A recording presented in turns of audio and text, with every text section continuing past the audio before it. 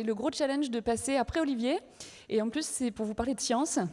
Alors je vais essayer de rendre ça un petit peu ludique quand même, pour que ça reste sympathique. Donc aujourd'hui, on parle des rouges qui se réinventent, et moi je vais vous parler comment les levures se réinventent elles aussi. Donc pour commencer, quand j'ai voulu préparer cette présentation, du coup, comme on parlait beaucoup de réinventer, je suis allée voir dans le dictionnaire qu'est-ce que ça voulait dire. Donc j'ai pris le Larousse et on nous dit que le verbe réinventer, qu'est-ce que ça veut dire? C'est donner une nouvelle dimension à quelque chose qui existe déjà, le découvrir de nouveau. Et on nous donne comme exemple réinventer le monde. Alors aujourd'hui, je vous propose modestement déjà d'essayer de réinventer les levures, voire de réinventer les rouges. Et puis pour le monde, on en parle tout à l'heure. Donc pour commencer, je vais démarrer avec un constat. Un constat, c'est que toutes les levures sont égales. Alors quand je vous dis ça, je vous parle des Saccharomyces cerevisiae.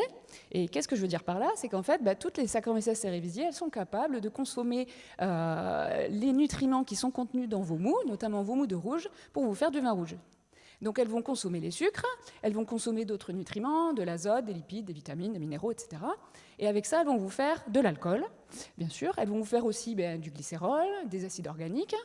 Et puis, elles peuvent vous produire aussi des composés qui vont vous intéresser, comme des arômes. Ça peut être des alcools supérieurs, des esters. Elles peuvent vous révéler des thiols et d'autres composés. Bon, maintenant, toutes les levures sont égales, mais certaines sont plus égales que d'autres.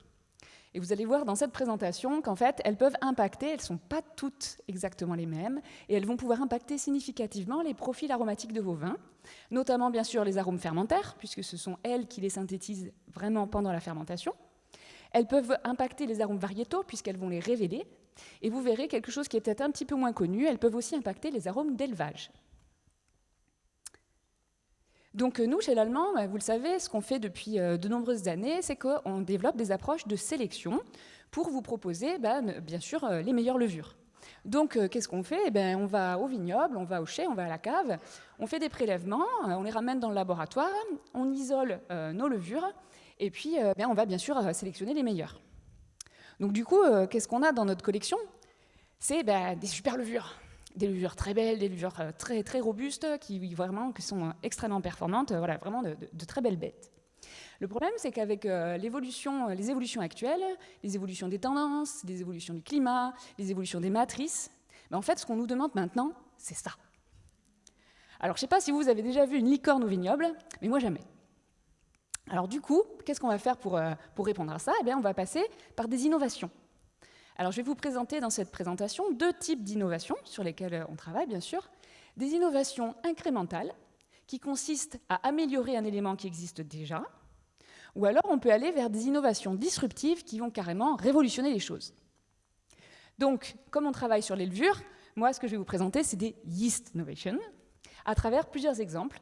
D'abord, d'un point de vue innovation incrémentale, je vais vous montrer comment on peut combiner des propriétés qui existent déjà. Et dans un deuxième temps, je vous montrerai aussi comment on peut aller au-delà des phénotypes communs. Et enfin, pour l'innovation disruptive, bien sûr, là, on va tout révolutionner, on peut carrément changer de paradigme, et je vais vous donner un exemple pour l'illustrer. Donc, tout d'abord, je vais vous présenter une première, ce que j'ai qualifié de nouvelle approche de sélection.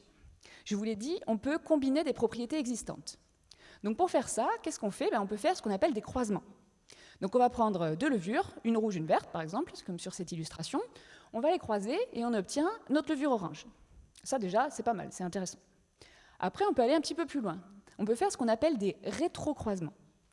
Donc, dans ce cas-là, c'est que, par exemple, notre levure verte, en fait, on l'aimait vraiment bien. Elle avait beaucoup de propriétés d'intérêt qu'on voudrait garder. Et on veut juste lui transférer une propriété qu'avait la levure rouge. Donc, en fait, on va faire un premier croisement, et puis on va recroiser avec la verte, et puis recroiser encore. Et donc à la fin, on va se retrouver avec une levure qui est très très proche de la levure verte de départ, mais avec une nouvelle propriété qu'on a transférée de notre levure rouge. Et alors, ce qui est vraiment, maintenant avec les nouvelles techniques qu'on a, en fait, avec les nouvelles connaissances scientifiques qu'on peut avoir et les nouvelles méthodes, ce qui est super, c'est qu'en fait maintenant, on va pouvoir carrément faire des rétrocroisements assistés par marqueurs moléculaires. Donc ça, en quelques mots, sans vouloir rentrer dans un grand détail, mais en quelques mots, qu'est-ce que c'est? C'est ce qu'on appelle, nous, alors dans notre jargon, c'est ce qu'on appelle le QTL et backcrossing. C'est qu'en fait, on va identifier des régions du génome qui sont responsables du contrôle des propriétés d'intérêt. Et elles sont représentées ici par les petits carrés verts. Donc une fois qu'on a identifié ces régions du génome, on est capable maintenant, avec les outils qu'on a, les outils comme des PCR, on est capable de les suivre au cours des transferts. Donc du coup, ça donne des approches qui sont très puissantes, puisqu'on peut croiser, mais on maîtrise ce qu'on fait. Donc ce type d'approche, je vais vous présenter des exemples. On l'a utilisé pour développer des levures qu'on a appelées du coup des levures QTL. Et on les a développées pour des applications, par exemple pour des rouges, avec des profils nets et équilibrés. Alors comment on a fait ça? Mais en fait, on a identifié des gènes d'intérêt, les gènes MET2 et SKP2, qui sont des gènes qui sont impliqués dans le métabolisme du soufre. Vous avez ici un schéma simplifié du métabolisme du soufre chez la levure. La levure, en fait, elle va consommer les sulfates qui sont présents dans le milieu pour les convertir alors, en différents intermédiaires que vous voyez ici, le SO2 et l'H2S notamment. Mais son objectif à la levure, ce n'est pas de faire ça. Elle, ce qu'elle veut après, c'est les incorporer dans des chaînes carbonées pour ensuite synthétiser ces acides aminés soufrés. Parce que dans le mou, il y a très peu d'acides aminés soufrés, donc elle doit les synthétiser elle-même. Le problème, c'est que, je vous le disais, toutes les levures sont égales, mais certaines sont plus égales que d'autres. Pourquoi je vous dis ça? Parce que toutes les levures, elles ont dans leur génome les deux gènes, MET2 et SKP2, tout le monde l'a. Par contre, ce n'est pas toujours exactement les mêmes versions, on appelle ça des allèles, dans les différentes levures. Vous avez par exemple ici sur la gauche des levures que j'ai représentées plutôt en rouge-orange, qui vont avoir des allèles de MET2 et SKP2 qui sont moins performants. S'ils sont moins efficaces, qu'est-ce qui se passe? Eh bien ici, vous avez un contrôle inférieur de ce flux qui va des sulfates vers les sulfites, donc le flux est très important, il est trop important. Et en parallèle, vous pouvez avoir ici un allèle MET2 qui est également moins efficace, et donc moins de synthèse de ces précurseurs, donc moins d'incorporation dans les chaînes carbonées pour les acides aminés soufrés. Et donc du coup, dans ce genre de levure, qu'est-ce qui se passe? Eh bien, il y a une production excessive de SO2 et d'H2S, il y a un déséquilibre entre ce que la levure produit et ce qu'elle peut vraiment incorporer, et donc qu'est-ce qu'elle en fait s'il en a trop? Elle le relargue dans le milieu. Donc on a une surproduction de SO2 et d'H2S. À l'inverse, vous avez ici des levures que j'ai représentées en vert, qui présentent de bons allèles de MET2 et SKP2 qui sont plus efficaces. Donc un contrôle du flux plus performant ici, plus de précurseurs, plus d'incorporation, pas d'excès de SO2 et d'H2S. Donc une fois qu'on a identifié ces deux gènes, eh bien, on a fait ce que je vous ai présenté tout à l'heure, des rétrocroisements assistés par marqueurs moléculaires, et on a pu obtenir toute une gamme de levures qu'on a appelées donc les levures QTL. Et vous voyez bien ici ce que ça peut donner, par exemple, sur la réduction de la production de SO2 total entre une levure témoin et une levure QTL. Ce que je ne vous ai pas présenté dans le graphique d'avant, c'est également l'impact sur l'acétaldéhyde, puisqu'en fait, c'est un impact indirect, puisque, vous le savez, le SO2 et l'acétaldéhyde se combinent entre eux. Et du coup, qu'est-ce que ça donne? Ça fait que la levure, en fait, dans son métabolisme, l'acétaldéhyde, elle en a besoin. Le problème, c'est que s'il est combiné, il n'est plus disponible. Et donc, s'il n'est plus disponible, elle est obligée d'en produire plus. Et donc, du coup, indirectement, si on permet à la levure de diminuer sa surproduction de SO2 total, elle n'a plus besoin de surproduire de l'acétaldéhyde. Et on voit ici bien l'impact sur la réduction de la production d'acétaldéhyde. Donc, on a développé une gamme. Donc, ici, ce sont des exemples de levures QTL qu'on a pu développer. La première, ça a été la LAL20 ICV OK, mais également d'autres souches depuis, comme par exemple la vitilevure sensation ou la LAL20 Persil. Je vais vous présenter sur cette slide quelques résultats à propos de la Persil pour illustrer ce que je viens de vous raconter. Donc, en fait, qu'est-ce qu'on présente à propos de cette Persil? En fait, c'est qu'elle va permettre de libérer ce qu'on a appelé les multimasques aromatiques, justement SO2, H2S, acétaldéhyde, et ça va permettre du coup de vraiment révéler les notes de fruits, des fruits rouges, fruits noirs, tout en conservant la fraîcheur et l'intensité des profils. Et vous voyez ici, alors je ne vous demande pas de lire dans le détail, ce sont ici différents composés soufrés que je vous ai représentés, parce qu'il y a l'H2S bien sûr, mais il y a aussi des composés qui en dérivent, comme les thantiols, le méthanthiol, etc. Donc je ne vous présente pas dans le détail, mais c'est juste pour vous montrer la réduction. Vous avez ici en rouge la LAL20 Persil, qui présente toujours une production nettement inférieure de ces composés soufrés par rapport à une levure témoin. Et ça se ressent bien, évidemment, dans l'analyse sensorielle. Vous avez ici un exemple d'une analyse sensorielle de vin de Syrah, où vous voyez sur la levure témoin des notes de réduction, de défauts de réduction qui sont indiquées ici, avec, à contrario, sur la Persil, une augmentation très nette de l'appréciation globale, des notes de fruits rouges, des notes de fruits noirs, comme je viens de vous le présenter. Je vais passer maintenant à un autre type d'approche qu'on utilise toujours dans notre gamme des nouvelles approches de sélection. Je vous ai dit qu'on pouvait aller au-delà des phénotypes communs. Pour faire ça, qu'est-ce qu'on utilise comme approche? On utilise une approche qu'on appelle l'évolution dirigée. Je pense que l'évolution au sens large, tout le monde voit bien ce que c'est. L'évolution dirigée, ça se passe en laboratoire. Donc qu'est-ce qu'on fait? On va venir sélectionner une de nos levures œnologiques, qui possède déjà des propriétés d'intérêt, bien sûr, et on va la pousser à évoluer encore dans la direction qu'on veut. Alors, comment on va faire ça? En fait, on va appliquer ce qu'on appelle une pression de sélection. En fait, on va la mettre en culture dans un milieu, donc c'est un milieu de laboratoire, hein, qu'on va choisir pour la stresser. Donc soit c'est un stress, soit c'est un substrat qu'elle assimile mal, quelque chose qu'elle n'aime pas, qu'elle a du mal à consommer, donc elle a du mal à se développer en fait. Mais elle pousse quand même. Et nous, on va la faire se développer dans ce milieu-là pendant des centaines de générations. On va faire des repiquages pendant des mois, pendant des centaines de générations. On va la cultiver dans ce milieu qui ne lui convient pas, qui n'est pas vraiment adapté pour la pousser. Et en fait, ce qui va se passer un jour, c'est ce que vous voyez ici, les petits points rouges qui sont représentés dans ces tubes. Un jour, en fait, il y a une levure qui va muter.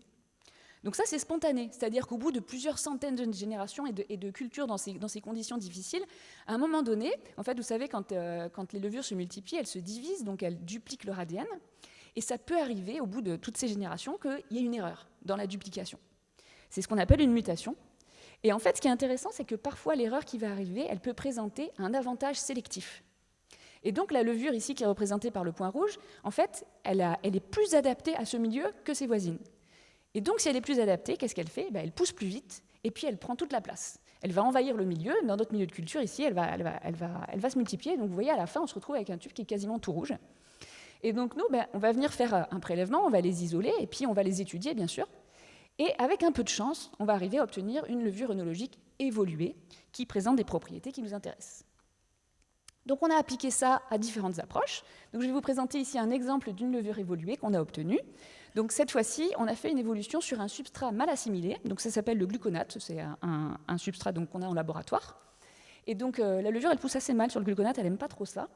Et donc à force, encore une fois, de la multiplier pendant ces centaines de générations, elle a fini par répondre. Alors quand je dis qu'elle a répondu, qu'est-ce qu'elle a fait en fait ? Elle a modifié son métabolisme, elle a dévié ses flux carbonés. Donc vous avez sur la gauche un schéma d'une levure classique. Bon, on ne rentre pas dans le détail, mais c'est juste pour vous montrer la différence de ce qui s'est passé. Vous voyez ici la flèche rouge. Maintenant, la nouvelle levure, qu'est-ce qu'elle a fait ? Elle a dévié une partie de ses carbones vers une voie qu'on appelle la PPP, c'est la voie des pentoses phosphates. Et cette voie, qu'est-ce qu'elle fait ? Alors encore une fois, pas dans le détail, mais ce qui nous intéresse, nous, qu'est-ce qu'elle fait ? C'est qu'elle est arrivée ici à surproduire des esters. Donc ça, c'est quand même super intéressant pour nous. Alors, petite parenthèse, je vous donne le nom de cette levure que vous connaissez sans doute déjà. Elle n'est pas tout à fait nouvelle, mais quand même, je vous présente par rapport à ces approches. C'est la levure Affinity. Et donc, je vous le disais, cette levure, elle surproduit des esters, et elle surproduit notamment ce qu'on a appelé le club des 5. Ces 5 esters en particulier, acétate d'isoamyle, acétate d'exyle, 2-phényléthyl, hexanoate d'éthyle, octanoate d'éthyle. Et donc, ça vous fait cette espèce de bouquet très riche de fruits, de fleurs, très aromatique.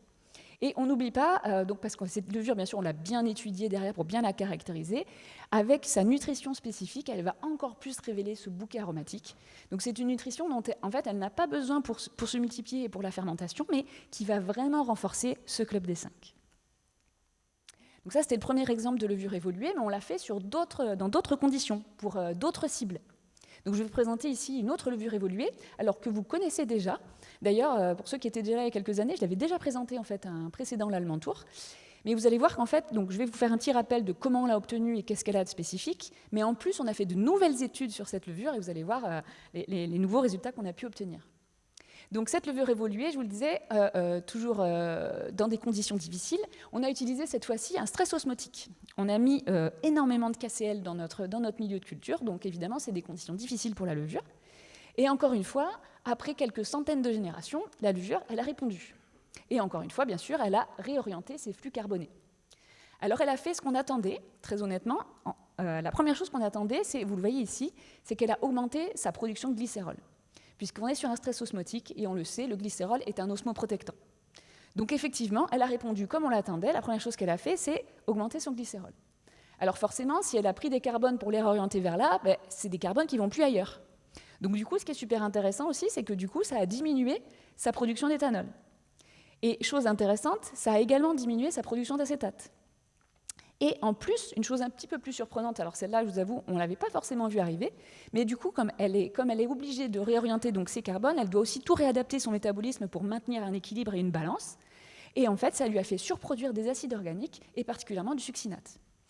Donc au final, ici, vous avez une représentation d'une synthèse de différents essais qui avaient été réalisés. Donc je crois que c'est sur 33 essais différents en cave. Et vous avez donc la synthèse de ce que ça lui a procuré, donc c'est cette évolution et cette réorientation de ces flux, ce que ça lui a apporté. Donc vraiment une très forte augmentation de l'acidité totale, accompagnée bien sûr d'une diminution de pH, mais également une augmentation de la teneur en glycérol et une diminution de la teneur en alcool. Donc, je ne vous l'ai pas rappelé, mais vous l'avez certainement reconnu, cette levure, c'est la Ionis. Et qu'est-ce qui est nouveau sur cette levure? Parce que là, je vous ai fait un rappel de ce que vous saviez déjà sur ces propriétés spécifiques. Mais en plus, cette levure, elle a été étudiée au cours d'une thèse qui a eu lieu en partenariat donc dans un projet européen en Espagne. Et la doctorante a étudié les composés volatiles. Donc en fait, elle a étudié 10 souches différentes, dont la Ionis. Elle a étudié 60 composés volatiles. Alors, je ne vous demande pas de regarder dans le détail la liste, mais c'est pour vous présenter que vraiment, c'est une étude très complète avec beaucoup de composés volatiles qui ont été étudiés. Et elle a utilisé une méthode spécifique qu'elle a développée au sein de son laboratoire. Donc, elle a utilisé un mousse semi-synthétique dans lequel elle a ajouté des polyphénols et des précurseurs d'arômes. Elle a fait la fermentation. Et ce qui est intéressant aussi, c'est qu'elle est allée encore au-delà. Elle a développé une approche d'élevage. Donc, en fait, c'est un élevage accéléré en laboratoire qui va être équivalent à 1 an d'élevage à température ambiante. Et après ça, eh bien, elle a fait une analyse des composés volatiles. Et ce qui est super intéressant, que je vous présente ici, je vous présente les résultats. Donc là, vous avez en colonne, vous avez les 60 composés volatiles qui ont été produits. Et chaque ligne, c'est une souche de levure différente. Et ce que je veux vous présenter, c'est que déjà avant l'élevage, vous voyez bien ici la Ionis. Elle a un profil très particulier. Elle est vraiment à part. Puisque vous voyez à chaque fois que les traits sont proches, c'est que les levures sont proches. Et là, vous voyez bien cet écart avec la Ionis qui présente ce profil très particulier et très aromatique. Donc ça, c'est avant l'élevage, donc après la fermentation. Et ce qu'on a trouvé super intéressant, c'est qu'en plus, après l'élevage, la Ionis présente toujours un profil très particulier. Donc c'est ce que je vous disais tout à l'heure, les levures peuvent aussi impacter le profil aromatique de vos vins, même après l'élevage. Et la Ionis a ce profil très particulier. Donc là, je ne rentre pas dans le détail des composés qui ont été produits, mais dans la présentation de mon collègue Pépé, après, il va vous présenter des exemples de ces composés volatiles plus en détail. Maintenant, j'arrive à la dernière partie de ma présentation, qui est l'innovation disruptive. Donc là, je vais vraiment, je vous ai dit, on va révolutionner les choses et changer le paradigme. Et on va parler des thiols. Alors vous allez me dire, super, les thiols, c'est vachement nouveau, on n'en avait jamais entendu parler. Mais quand même, bon, je me permets quand même un petit rappel en introduction. Donc les thiols, c'est une famille de composés bien connue pour participer aux notes fruitées des vins, et en particulier des vins blancs. Alors vous allez me dire, en plus on n'est même pas dans le thème, on est sur les vins blancs, on ne comprend rien, mais bon. Je continue quand même mon petit rappel. Donc pour mémoire, les 3 thiols les plus connus, c'est la 3-MH, et les plus présents surtout en quantité bien sûr, c'est la 3-MH, l'acétate de 3-MH et la 4-MSP.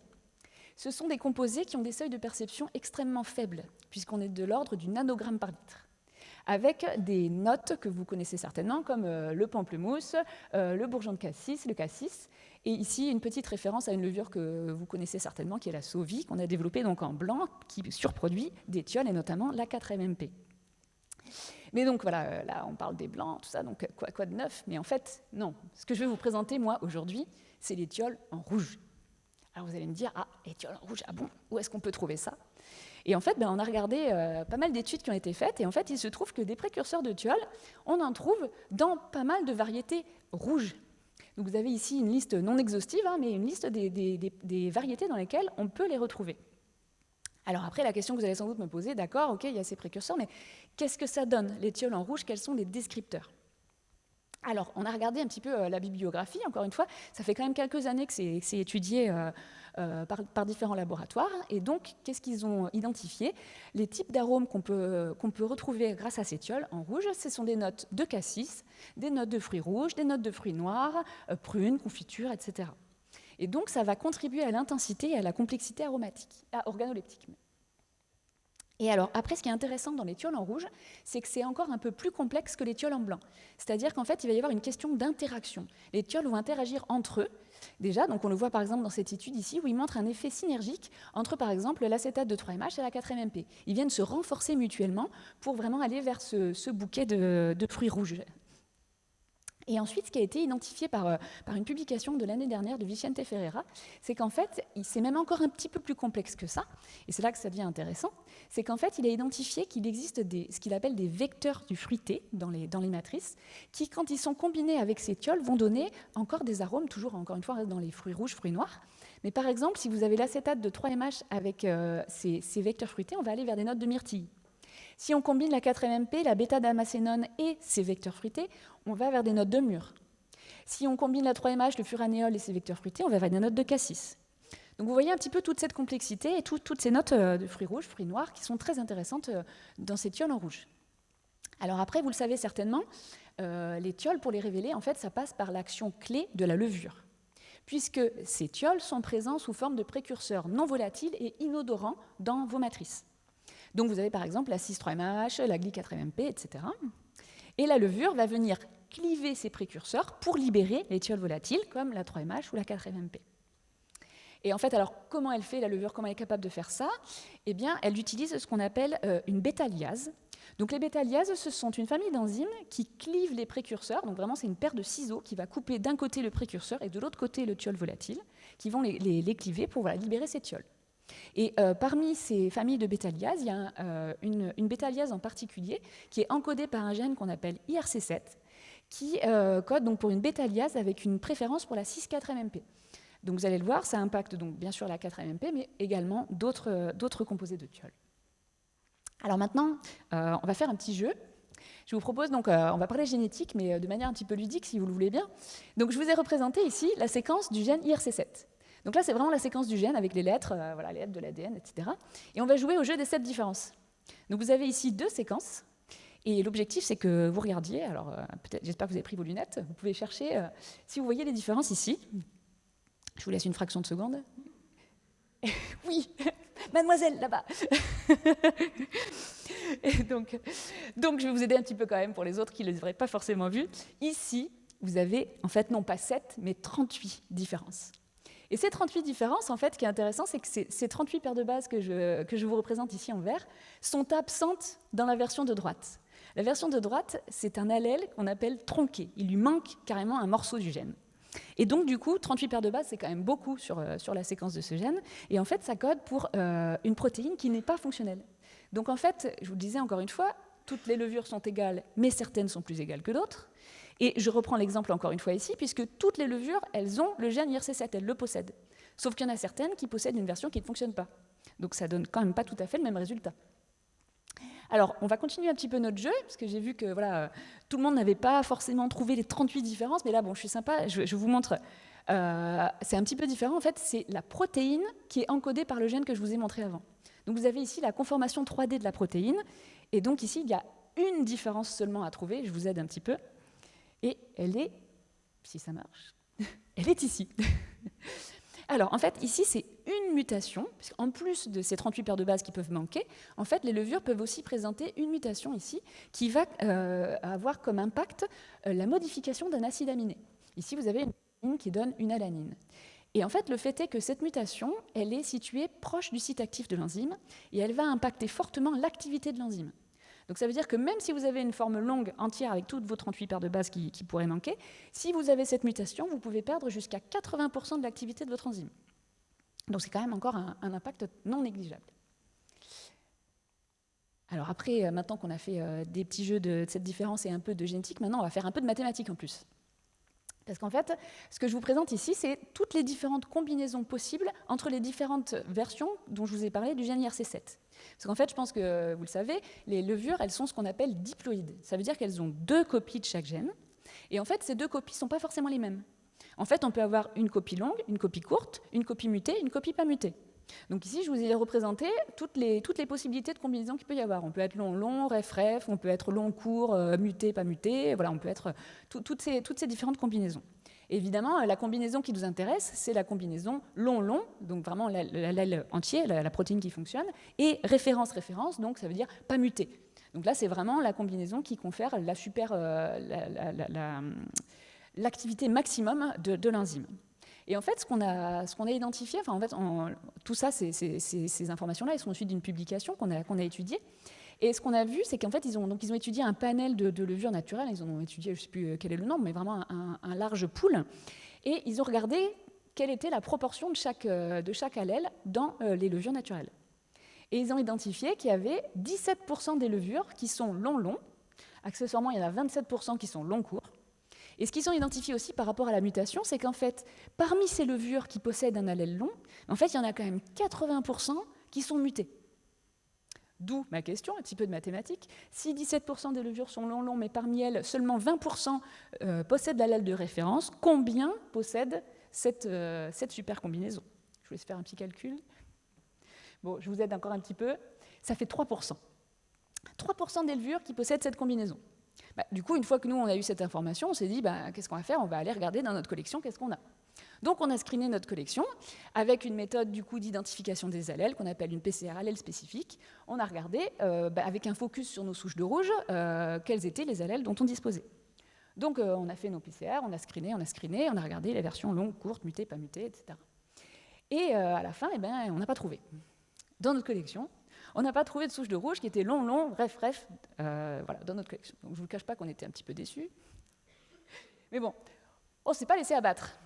Parce que quand même, on a identifié dans notre collection une levure qui était long, court, ref. Donc c'est quand même intéressant, elle a quand même une bonne partie du potentiel qu'on aimerait avoir. Donc du coup, on a mis en place une méthode qu'on appelle une méthode de division cellulaire. Donc pour ceux qui auraient fait des études de biologie, peut-être que vous vous rappelez la méiose. En fait, c'est quand on va créer une descendance de notre levure. Et en fait, comme je vous le disais, elles ont 2 copies de chaque gène. Mais dans cette descendance, on récupère ou l'un ou l'autre. Donc du coup, on est venu récupérer dans la descendance, évidemment, une souche qui n'a gardé que l'allèle long, et de toute façon, elles étaétaient déjà référence. Donc on a réussi à récupérer, du coup, dans la descendance de cette souche, une super souche qui a le plein potentiel de révéler l'étiole grâce à ce super allèle d'IRC7 voilà, complet et pas muté. Et donc du coup, la première chose qu'on a fait, c'est de valider en conditions de laboratoire. Donc du coup, vous avez ici la comparaison de la cinétique fermentaire. Vous voyez que ça marche super bien. Sur cet essai, ça marche même un petit peu mieux, puisque vous avez en vert la nouvelle levure, qui s'appelle accessoirement, j'en profite pour vous le dire, cette nouvelle levure s'appelle la Ruby. Donc vous avez ici le contrôle par rapport à la Ruby, et vous avez ici, donc on a dosé la 4-MMP, et vous voyez que quand on compare le contrôle ou une levure de référence avec cette levure, on a quand même 3 fois plus de production de 4-MMP, donc par exemple dans ces conditions sur un merlot. Après, dans la vraie vie, on est allé faire des essais en cave, évidemment. Et donc, on a comparé la Ruby avec une levure de référence. Vous voyez un impact ici qui est particulièrement marquant sur la 4-MMP, où la levure A, on n'en détecte pas. Alors que la Ruby, on est quand même 3 fois au-dessus du seuil de perception de la 4-MMP. Ça marche aussi, comme je vous le disais, sur les autres thiols. On voit ici un impact très important sur la 3MH, ainsi que sur l'acétate de 3MH. Et bien sûr, ça ressort dans l'analyse sensorielle. Vous avez ici un essai, encore une fois, sur un merlot, avec, vous voyez bien ici, de manière très significative, l'augmentation des fruits noirs, des fruits rouges, de la fraîcheur aromatique, voilà, et d'autres descripteurs très intéressants. Voilà, donc pour terminer cette présentation, juste en conclusion, je vais vous rappeler rapidement ce sur quoi on est passé, ou comment les levures vont nous aider à réinventer les rouges. Donc nous pourrons utiliser les QTL pour libérer les masques tels que SO2, H2S, acétaldéhyde. Nous pourrons utiliser des approches d'évolution pour obtenir des profils aromatiques exceptionnels. Nous pourrons aussi aller vers les thiols en rouge avec des sélections après des divisions cellulaires. Et enfin, pour les perspectives, je me permets juste de faire un petit teasing sur peut-être la prochaine édition, on verra d'ici là, mais en tout cas, c'est des travaux sur lesquels on peut être amené à travailler, sur les nolos, bien sûr, on en a parlé dans la présentation précédente. Et je terminerai juste par cette petite image pour vous dire que peut-être maintenant, on arrive à avoir une licorne dans le vignoble.